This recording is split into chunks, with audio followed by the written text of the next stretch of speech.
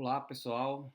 Eu sou Jales Clemente, sou psiquiatra e vocês não sabem, quer dizer, poucas pessoas talvez saibam a sensação que é de estar aqui apresentando para vocês. Então, eu fiquei muito animado quando recebi o convite de Angélica. Fui contar para os meus dois filhos, um tem 10 anos, o outro tem 6 anos, que viria aqui, né, no Riachuelo, me apresentar. E eles me perguntaram se era a minha primeira vez, porque cada um deles já tiveram aqui pelo menos 3 vezes aqui. Mas é a minha primeira vez, estou muito feliz e descobri que eu tenho 15 minutos de fama aqui em cima, então a gente não pode correr, tem que correr um pouco contra o tempo. E para isso eu escolhi é, mostrar para vocês quantos temas eu poderia falar, né, relacionados à saúde mental. Como são muitos, eu fiz aqui uma roleta. O assunto que foi escolhido a gente vai falar sobre hoje. Isso tem influência do que vocês estão vendo. Para a palavra que vocês mais usarem, mais visualizarem agora, vai ter um peso maior. Vamos rolar a roleta? Bom, caiu em burnout. Eu já imaginava, né? O tema da moda, muita gente quer saber sobre isso.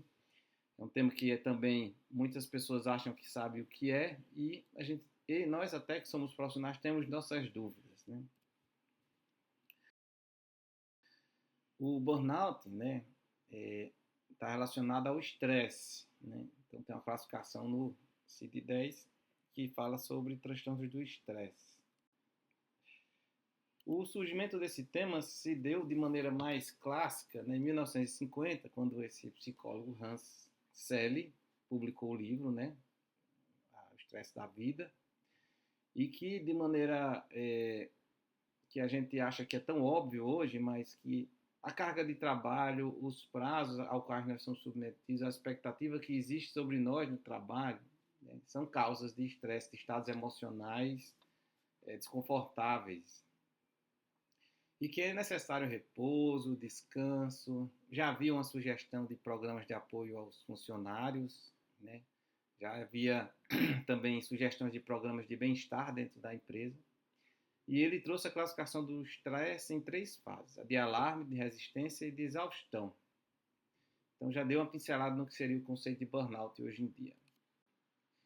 Esse é um teste para exemplificar para vocês o que é um estresse, né? Esse é um camundongo que é colocado em um pote, né? Assim, que não tem como ele escapar, ele fica nadando. Então,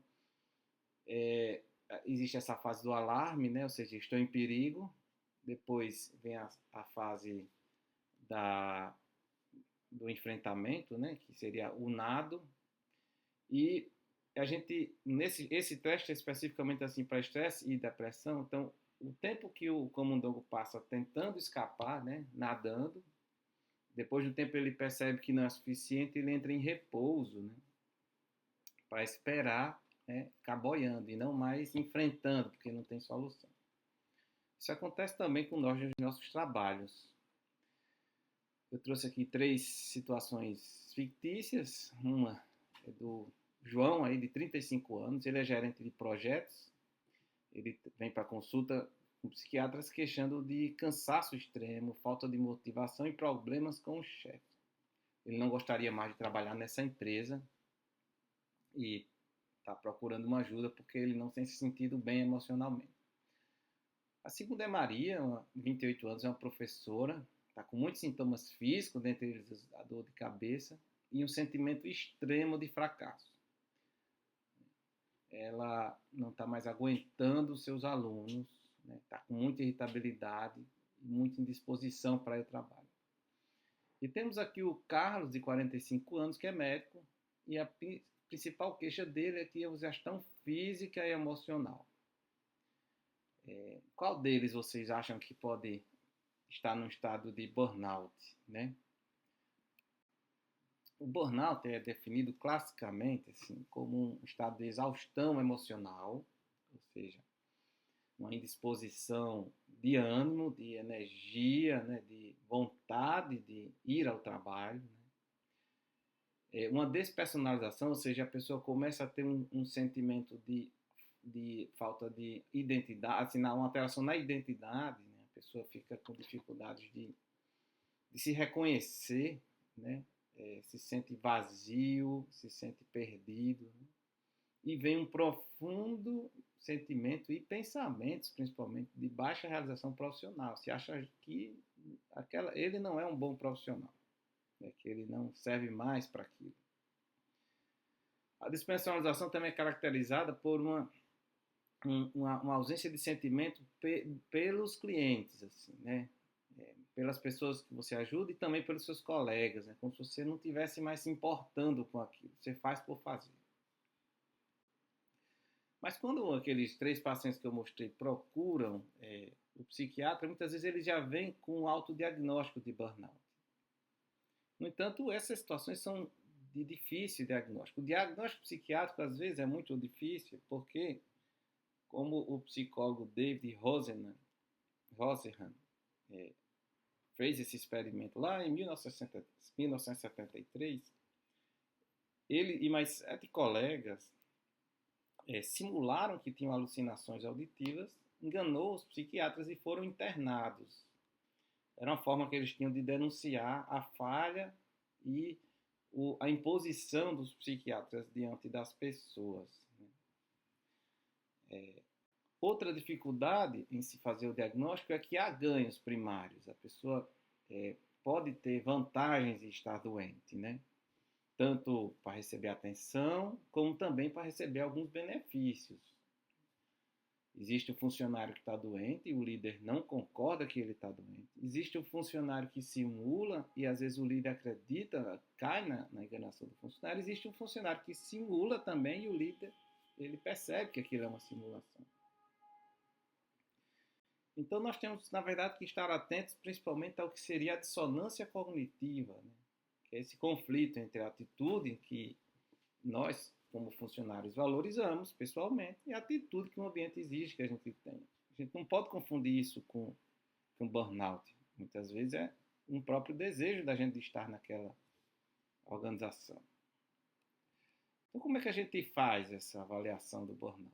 A resolução do Conselho Federal de Medicina de 2021 estabelece que, para a gente dizer que uma pessoa tem burnout, né, que tem um nexo causal entre o adoecimento, o estado emocional e o trabalho, a gente tem que fazer um estudo clínico do paciente, mas também que a gente tem que estudar a organização do trabalho, estudar o local do trabalho também dessa pessoa. O médico ele é proibido, né, por essa resolução do CFM, de determinar um nexo causal entre a doença e o trabalho, sem que sejam observados todos esses itens aqui desse artigo. E os incisos também, essa recuperação é. Porque uma pergunta que a gente faz é se o estresse ele é o primeiro sintoma mesmo. Veja esse trabalho desses pesquisadores que identificaram, através de 192 estudos epidemiológicos, né, que a idade de início dos transtornos mentais não é aos 30 anos. É, na maioria dos casos, aos 14 anos. Então, a doença começa, em média, muito lá atrás. Transtornos de ansiedade, por exemplo, os primeiros sintomas surgem aos 17 anos. Transtornos de personalidade aos 25. Muitos desses sintomas muito antes da pessoa entrar no ambiente de trabalho. Então, é difícil fazer um nexo causal. Pode ser um fator de risco, mas não um nexo causal.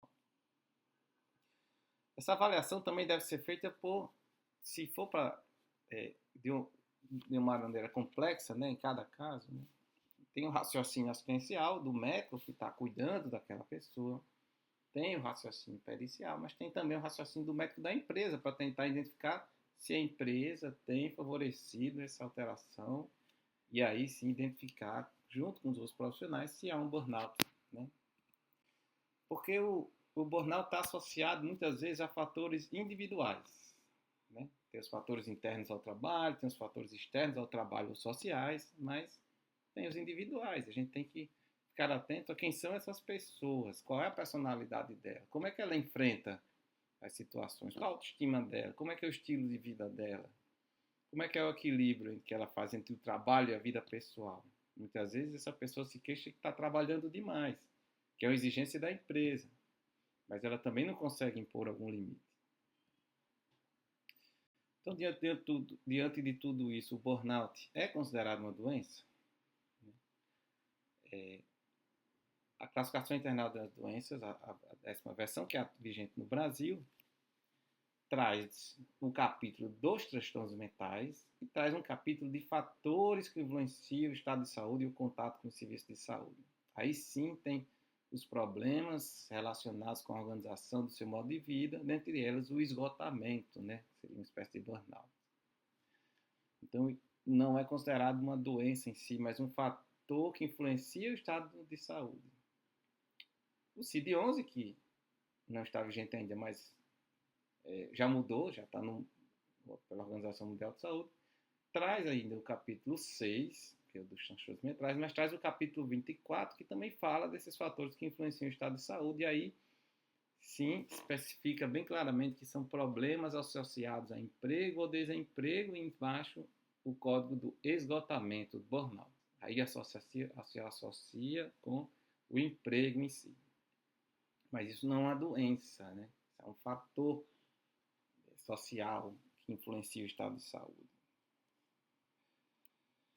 E mesmo assim, quando essas pessoas se afastam do trabalho, né, o INSS muitas vezes, com um simples atestado, o médico perito, faz o complicado código 91 do acidente de trabalho. Isso tem vantagens, dá uma estabilidade ao funcionário, que procura um tipo de ajuda, né? Mas tem algumas desvantagens também, porque essas empresas, elas não podem demitir, né, o funcionário, e muitas vezes o funcionário retoma a sua função, mesmo recebendo alta do perito, do INSS e do médico do trabalho, mas ela não se considera em condição de trabalhar e as empresas existe esse funcionário sem função. Eu tenho vários exemplos de pacientes que passaram por isso. Esse aqui eu vou pular. Então, com relação aos transtornos mentais de uma maneira geral, mas estou simplificando o burnout, a gente tem que intervir nesses 4 níveis, né? Desde a contratação, a prevenção, no adoecimento e na reabilitação dessas doenças no trabalho e no momento de demissões também.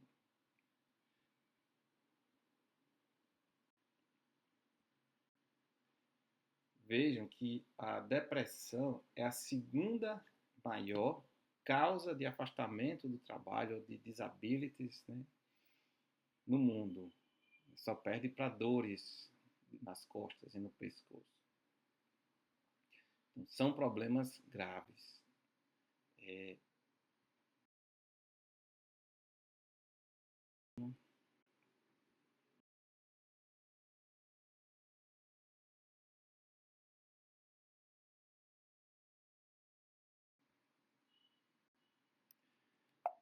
E de todas as intervenções, a que eu achei mais interessante até o momento foi dada pela Organização Mundial de Saúde. São 4 grupos de recomendações. É o treinamento para gestores e líderes, que é o que vocês estão fazendo aqui. Os líderes, os gestores, eles precisam ter algum conhecimento de saúde mental, porque diferente, às vezes, até de outras áreas da medicina, a saúde mental se mistura, né, com aspectos de personalidade, de relações interpessoais e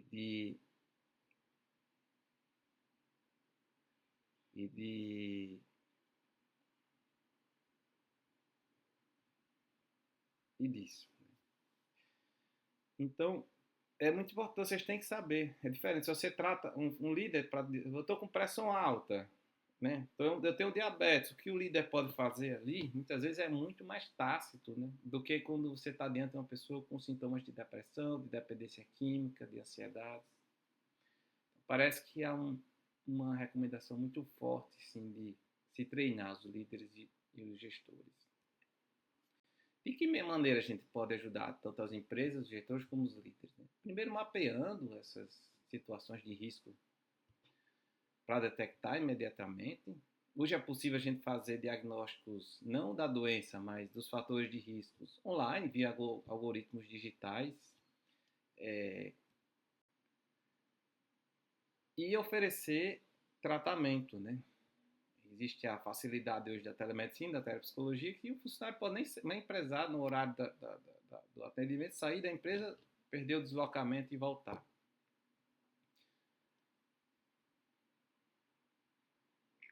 Tem programas de prevenção anti-burnout dentro da empresa.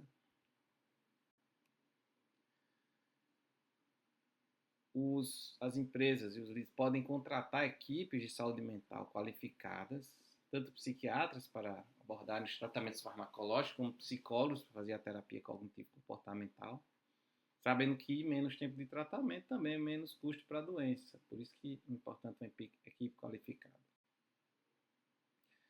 As equipes de saúde mental também podem dar um suporte técnico, né? Se você tem um funcionário que está doente, a equipe de saúde mental pode não cuidar do funcionário, mas saber como e acompanhar e monitorar como tem sido o tratamento dele ao longo do tempo. No fim das contas, o que a gente quer é reduzir a frequência das desordens mentais na empresa, principalmente também melhorando o desempenho. Bom, isso tudo, quem está falando sou eu, Jales. Eu morei numa vila industrial, uma vila industrial salineira, e nós já tínhamos várias coisas que eu falei hoje, já tinha desde a década de 80 lá nessa empresa. Aí é uma foto do meu pai com a secretária dele na época. Aí uma foto minha com meus amigos. A gente tinha total liberdade de visitar a indústria, passear pelas oficinas e conhecer o funcionamento daquela empresa. A empresa dava presentes para os filhos dos funcionários no Dia das Crianças e no Natal também. Distribuía alimentos que eram pescados em umas comportas que levava água para a produção do sal. Transporte, quadras esportivas, moradia, escola infantil, clube e home office. Bom, quero terminar com essa frase do Burkhard Kaufmann, que diz que boas pessoas deixam pessoas e não organizações. Muito obrigado, até a próxima.